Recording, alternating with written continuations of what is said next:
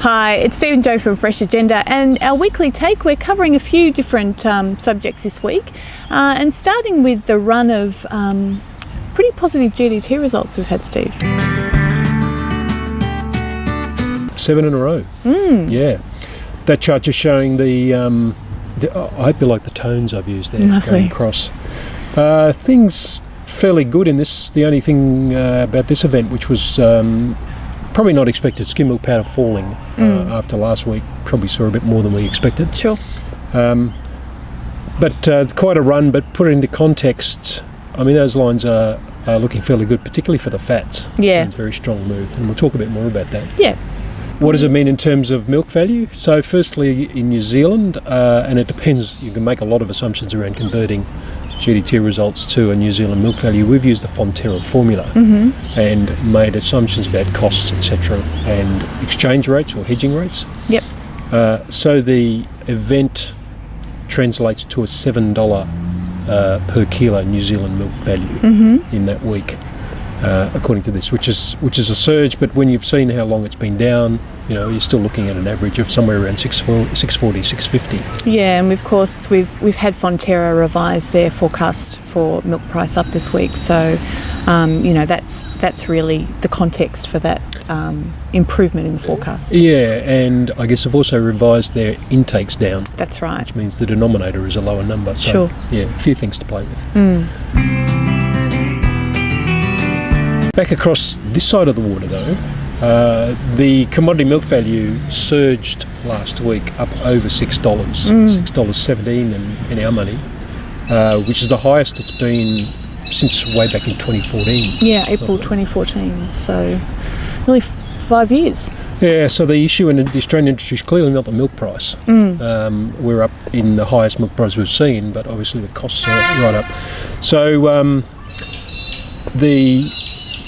comparing the two, right? So just an interesting... Which is always fun. Always good fun. Always sparks a bit of debate. That interesting 56-cent difference, so the New Zealand number higher.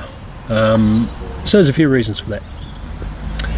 We got quite a different product mix. So cheese returning better at the moment on spot prices.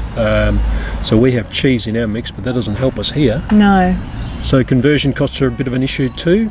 New Zealand costs are much lower on average than what we assume in Australia. And there's also a little protein adjustment, but that's the sort of difference you'd expect to see between the two. I know that agitates a few people on this side of the water as to why we don't get more money. But there's some fairly different reasons involved. Yeah. A little look at fat trade. We're a bit surprised at the GDT result, or perhaps the ongoing strength of butterfat prices, and there's a few reasons. Butterfat trade, and this combines butterfat, this is butter and AMF converted to butter equivalents. Global trade is up, but it's up because of a few interesting reasons, one of them being that the US, the prices of cream in the US are high, inviting some imports, and so a large portion of the increase year on year we've seen is going in through the US and Mexico into that market. Australia is a short market, so naturally we've seen an increase in imports into Australia. But when you look at the developing world, all those big markets you'd want to see growing in a recovery are actually down. Yeah. China, Southeast Asia, Middle East, North Africa are down, and so that developing world market is still poor and consistently.